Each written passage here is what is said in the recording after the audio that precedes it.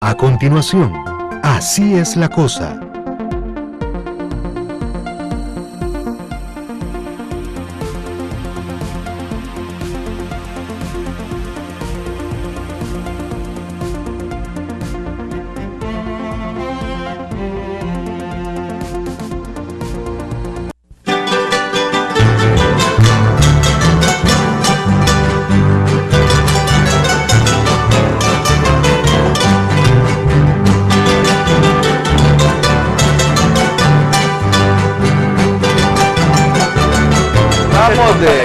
Cuando hablamos de Jules Verne, de Julio Verne en Alajuela, el otro día, siempre que hablamos de él, hablamos de la maravilla que es leerlo, porque todo fue en nuestra juventud maravilloso con él.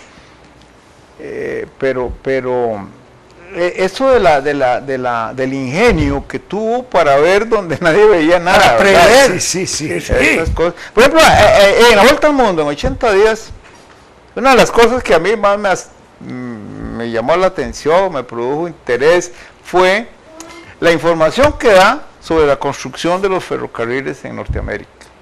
Sí. Es una maravilla, es decir, mira, si la lógica, lo que un manual de ingeniería me parece aburridísimo, él lo cuenta de una manera clara, amena, y además convincente, ¿verdad? Entonces uno entiende que cómo es la cosa, cómo fue que armaron un cuadro bien organizado para que con unas líneas, creo que es Tacoma, un lugar donde ser el centro, pasarían las líneas para San Francisco, claro, para Chicago, para Nueva York y probablemente después para el sur, pero qué bien concebido aquello de convertir el primer hub que hay. Oíme, pero posiblemente los verdes hubieran prohibido eso, ¿verdad? ¿Cómo? Posiblemente los ecólogos de ahora hubieran prohibido eso, porque dije, ¿cómo va a romper el ferrocarril aquellas montañas? No, porque de todas maneras, otra cosa era que había también muchos huesos de indios asesinados para que sostuvieran pero qué cosa es que es inagotable, Julio Verne. Sí. Yo me acuerdo de una de las cosas que más le agradezco a mi padre fue que cuando digo que yo estaba muy dedicado a leer a Salgari, me regaló un libro Julio Verne. Sí. Y adiós Salgari para el resto de mi vida. Es que, y si uno vuelve a leer a Salgari, como dicen los italianos, se da cuenta de que qué va, no es nada. En cambio, vuelve uno a ver a Julio Verne, y eso es otra vez. Yo para recomendarle a un nieto mío la Isla Misteriosa me la empaqué. Buenísimo. No hay. Yo disfruté mucho una que no es muy mencionada, Los hijos del Capitán Grant. Buenísima. Esa la leímos en la escuela. Sí, que viaje por el paralelo. Aquella cosa del pobre baboso que pagó un platal para que le enseñaran español y le había enseñado portugués. Sí. Es que además tenía humor. Además tenía humor. Y además, ya saliéndose de la cosa de decir puramente de ciencia ficción, lo que es Miguel Strogoff. Que ese es un clásico, es otra cosa. Y eso tan extraordinario que él puso el lanzamiento del cañonazo a la luna, porque ayer exactamente donde ocurrió. Donde lanzaron luego el ¿verdad? Es que además era adivinador. Sí, era un profeta, ¿verdad? Hay otro autor que a mí me apasionó, muchacho, y que después de muchos años, no ayer ni ayer, pero que hace también para regalárselos a los nietos y para hablar con ellos, y me lo volví a empacar, que es Rice Burroughs con Tarzán de los Monos. Los Tarzanes. Sí, muy bueno. Pero tiene otras cosas. Queda apetecible todavía. Pero masticable. No tiene la no, por favor, no, es que estamos hablando de otra cosa. Sí. Además, en Verne hay unas exageraciones terribles como aquel del viaje al centro de la Tierra, que ese no me gustó. Un volcán en a mí ese no Islandia, a mí es el libro que no me gusta. A mí me simpatiza, pero claro, a esa exageración, imagínense, que vuelven a la superficie impulsados por un taco de lava Sí. y que no los quema y acaban en Es una fantasía como la de Pinocho y la ballena. Sí. como la de Vanessa. Sí. Ese es el libro. Sí, pero yo lo disfruto mucho, este también. No, claro que uno lo disfruta. Pero sí. también tiene cosas, por ejemplo, ¿cómo le llama usted a eso que ponen encima, edredón? Edredón. Sí. ¿Usted sabe de dónde viene esa palabra? No. Ay, yo lo aprendí ahí, ¿De qué viene? porque el edredón los edredones eran hechos originalmente de plumas de un pájaro que hay en Islandia, ese eider. Y por eso se llama... Edredón. edredón. Entonces pasan a otras lenguas y el español pasa como edredón. El que dirige, el irlandés que de verdad dirige la expedición, que es el bandido que todo lo resuelve, es un irlandés que habla, que con costos entiende danés. Ese era originalmente, antes de que le embarquen en esa aventura, un recolector, porque a las aves esas no las capturan y las matan, no. Les hacen la trampa de irle a robar en los nidos las plumas. Y este era un cazador, un recolector de plumas de eider. Entonces por eso yo sé que el edredón viene de ahí. Por lo menos eso me quedó de esa novela, ¿verdad? Mira, hay otra novela de Julio Verne que es En la línea de la vuelta al mundo en 80 días, que es Las tribulaciones de un chino en China. Claro, buenísimo también. Es buenísimo. Sí. No me acordaba de esa, claro. Es la misma línea, no es fantasía ni ciencia ficción, nada. Es aventuras divertidas. Sí. Ahora que estás hablando del edredón, una vez estábamos en una recepción, estaba Fernando Lara, y alguien habló de la rapia que se estaba sembrando para que ¿Sembrando? Rapia. Sí.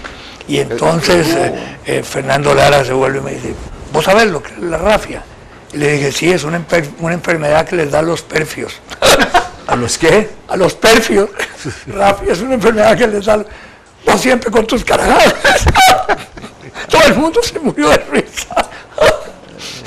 Otra vez en una pero eso, se recepción. había olvidado las tribulaciones de un chino en China. Sí. Es encantadora. Hombre. Una recepción.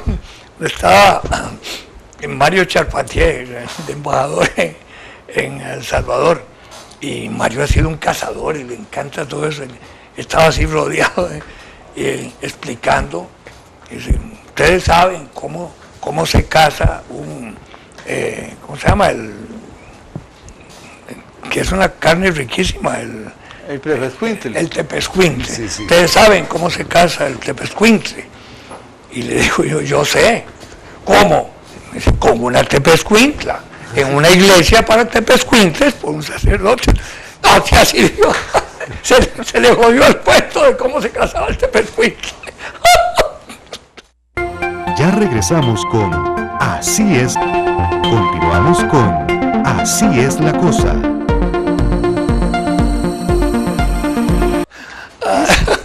¿Cómo se llama el tepezcuintle en inglés? Yo lo sabía, pero se me olvidó. No, pero... ¿Tiene nombre? Es que, pues claro. Pero no es tepezcuintle, porque el tepezcuintle en otros países de América le llaman diferente. No, pero por eso. En Colombia le por eso llaman es. conejo pintado. Por eso, No, en Venezuela. en inglés tiene Pero nombre. me gusta mucho más tepezcuintle. Sí, claro, suena. Además la carne es Es más que como sabrosa. lo que nosotros llamamos zorro aquí, que se llama zarigüeya en otras Sí, partes, sí. en inglés se llama opossum. Tiene Es que es otra cosa, el zorro Es el inglés. zorro. El zorro en inglés es fox. Es Fox, sí, claro. Sí, pero es otro zorro, totalmente diferente. Aquí le decimos zorro una cosa con Claro, otras partes. que no es se llama- zorro. que no es zorro. Pero ¿El opossum qué es? lo que llamamos zorro Lo que aquí, llama- la zarigüeya. Ah, bueno, la zarigüeya. Ahora, eso es muy divertido porque Así lo dicen en Venezuela, la zarigüeya. Aquí le llaman tigre al puma, ¿verdad? O a cuál. sobre tapia le dicen porque... Pero Sobre esta ¿Para qué don San Felipe, según que los apodos. ¿De qué le sirve a uno saber esos nombres en inglés si después se le olvidan? Dice uno, como que el otro día me decía alguien, si los alemanes hubieran, todas sus batallas las hubieran peleado bajo la dirección de General Alzheimer, nunca habrían perdido una guerra. ¿Quién dijo eso? Vamos, estos son uno de los babosos de la calle de la amargura. General Alzheimer. General Alzheimer. General Alzheimer. Sí. El otro día, hablando de generales alemanes, yo quise mencionar a uno que era jefe del Estado Mayor en la guerra austriaco-prusiana y después en las guerras que provocaron los alemanes para apoderarse de la mitad de Europa a mediados del siglo XIX. Era el general Moltke, que fue Moltke, claro, el que le el que inventó, me sonó, inventó la diferencia me tocó una campanita entre ingeniería civil e ingeniería industrial. Porque el concepto de ingeniería industrial venía a ser la ingeniería militar realmente, en el sentido de que era... No, pero Moltke de lo que habló fue de la ingeniería militar. Por eso, él habló de la ingeniería militar. Claro, pero la concepción que él tenía de la ingeniería militar dio pie para que apareciera luego el concepto de ingeniería industrial.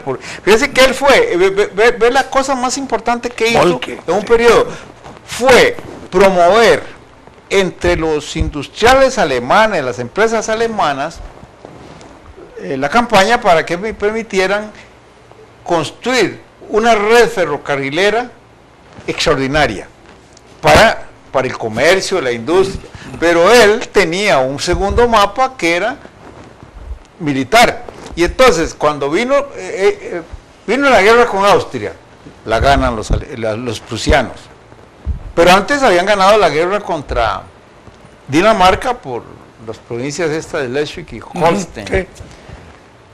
La rapiña que se repartieron con Austria por esta guerra, porque Austria los acompañó, la imaginaron de manera que quedara la guerra con Austria. Entonces la hubo y le quitaron Schleswig-Holstein. Y luego venía la guerra franco-prusiana. Todo eso tuvo como fondo la red ferrocarrilera, que tenía fines empresariales. Que ya había sido planeada militarmente. Claro, porque entonces era facilísimo un ejército que se había batido en este lado contra Austria, rápidamente trasladarlo a otro frente. Eso fue fundamental. Y ahí nace el concepto general de ingeniería industrial, es decir, la integración de un montón de necesidades. Todo eso se atribuye a Moltke. A Moltke, sí. M-O-L-T-K-E. Sí. Y además tenía la característica que le atribuían, yo no sé si es apócrifo eso, que él rara vez salía al campo, es decir, él estaba en el Estado Mayor. Hacía como ciertos ministros de la República en Costa Rica, pero ese sí le funcionaba. Sí, es interesante. Ese es el que se me había olvidado. El general el otro día me tachó nos rascamos la cabeza un buen rato el otro día y no dábamos con él. Sí. Es como con el almacén. Cuando pronunció la palabra Moltke, como que se iluminaron. Sí, claro, sí, se encendieron algunos. Es que fue muy famoso. Sí, claro, claro, retumbó. Yo incluso hasta creí que me acuerdo la semana pasada que estaba hablando de eso, que si no sería Bismarck del que estábamos hablando. Sí, pues no era. Claro. Es que es esa parte de la historia de Europa que como que se pierde un poco, porque es la construcción minuciosa que los alemanes es que la historia de Europa de que nos enseñaron a nosotros en los colegios, por lo menos en mi tiempo, era más bien una historia de Francia. Sí, más bien, ¿verdad? Como que hay algo de eso, sí. Porque ni siquiera tocaban en España. No, pero es que predomina el hecho de la Revolución Francesa. Pero empiezan con los Luises. Sí, pero de Francia. Por eso, si es que es Francia. Sí. Ahora, es muy franca. Sí. Francia tiene el atractivo de que su armadura se hizo alrededor de la centralización, mientras que Italia y Alemania. La palabra Italia surge a la vida política como 1870. Exacto, pero es que surge de una diversidad. Había una cultura, una italiana, una cultura alemana, una lengua italiana y una lengua que se iba construyendo y alrededor de eso se crea. El que construye la Italia que conocemos fue Cavour, que es el que la arma, le da la característica que hoy tiene, ¿no? Sí, porque Garibaldi lo que hizo fue pelearla. Sí, pero el antecedente es una corriente cultural, lingüística que va diseñando la nación italiana. Igual que en Alemania. Es la lengua, como en Alemania es la lengua. Pero fíjate una cosa que hablábamos el otro día sobre esa tendencia, uno dice alemana, pero prusiana, a la guerra, a la conquista del territorio, a expandirse. No, esa época no es a expandirse, es a unirse.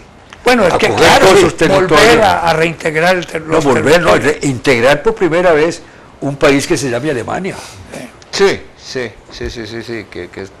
Porque hay un momento que Alemania estuvo un momento dividida en algo así como 300 estados autónomos. Sí. Y a fines del siglo XIX todavía eran como 30 y pico. Hay una foto famosa tomada en el año 1900 que es de todos los príncipes alemanes como soberanos. Y es una multitud. Cada uno manejando unas de 20 a 40 hectáreas. Pero después se trasladaron a Inglaterra. Unos se trasladaron a Inglaterra. La mayoría, los más importantes, se trasladaron a Inglaterra y crearon la corte inglesa. Ya regresamos con Así es la cosa.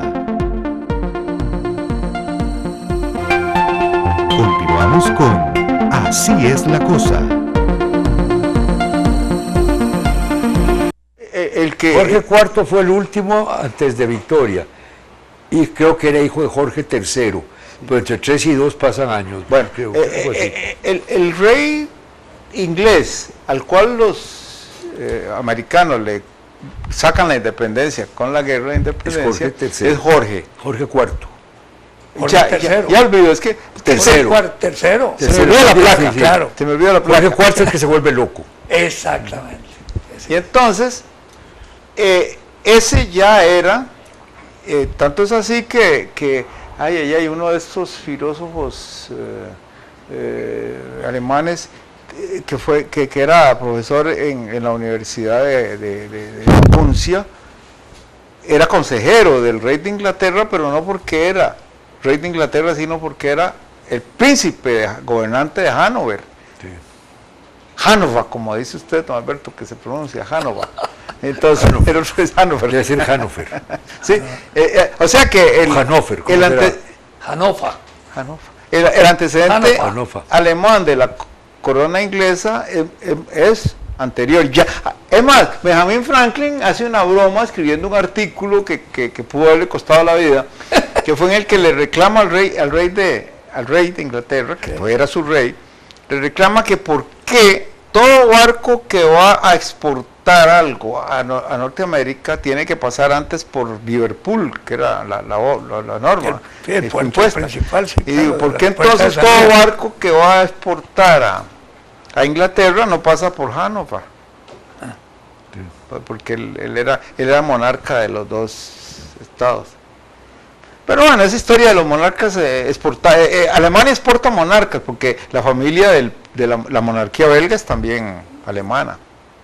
Por eso te digo, es que toda... No, y esa cantidad de reinitos y de ducados es lo que da origen a un género musical, la opereta. Claro.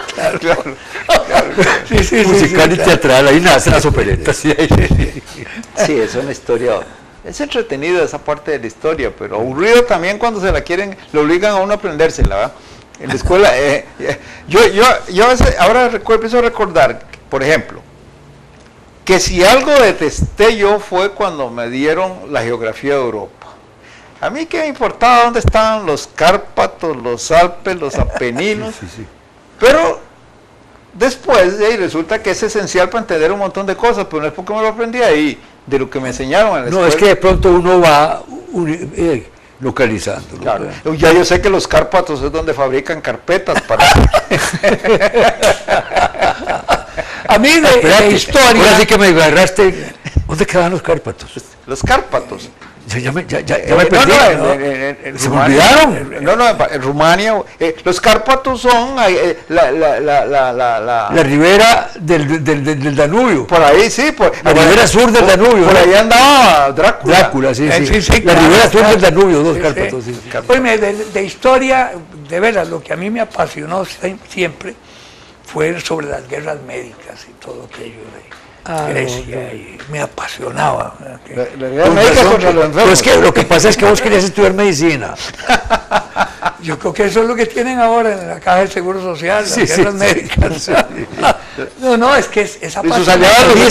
Esa época de historia. Esparta y a mí esa época de historia nunca te atrajo. Nunca me apasionó. A mí aparte de enamorarme leyendo la Ilíada, ¿verdad?